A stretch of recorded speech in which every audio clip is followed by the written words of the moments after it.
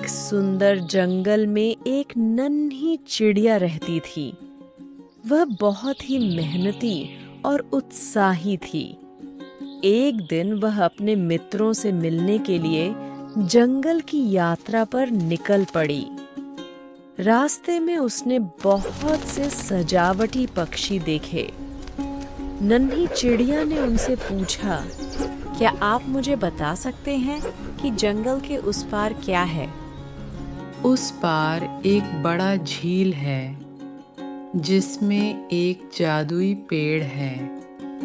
वहाँ का दृश्य अत्यधिक सुंदर है। नन्ही चिड़िया ने उस पर विश्वास किया और अपनी यात्रा जारी रखी। जब वह झील पर पहुंची तो उसने देखा कि झील के बीच में एक छोटा सा पुल बना हुआ है।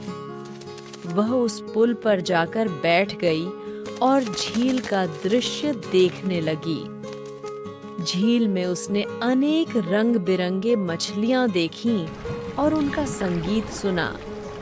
एक मछली ने उससे कहा, हम सभी को बहुत खुशी है कि तुमने हमें देखा। इस झील में एक जादुई पेड़ है जिससे हर कोई खुश हो जाता है। नन्ही चिड़िया ने उस पेड़ की खोज शुरू की और उसे ढूंढते ढूंढते वह एक सुंदर बगीचे में पहुंच गई। बगीचे में वह नन्हे पंखों वाले जादुई पेड़ को देखती है जिस पर अनेक रंग बिरंगे फल लगे हुए थे। उसने एक फल तोड़ा और उसे खाने लगी। जैसे ही वह फल खा रही थी, एक जादुई परी वहां आ गई।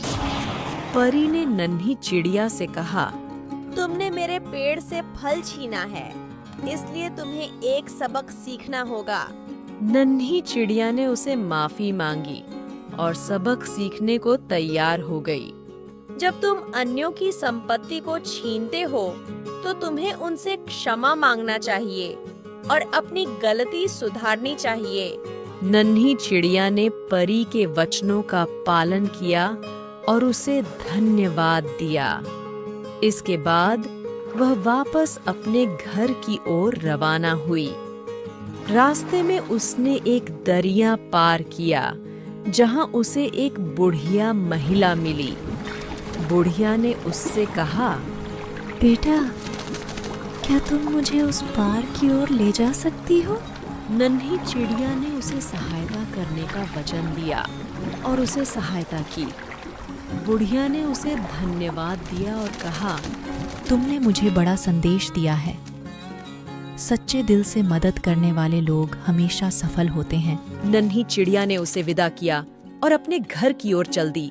अंत में नन्ही चिड़िया ने यह सीखा कि सच्ची सफलता और खुशियां उसे मिलती हैं जो दूसरों की मदद करता है और उनके साथ अच्छे व्यवहार करता है।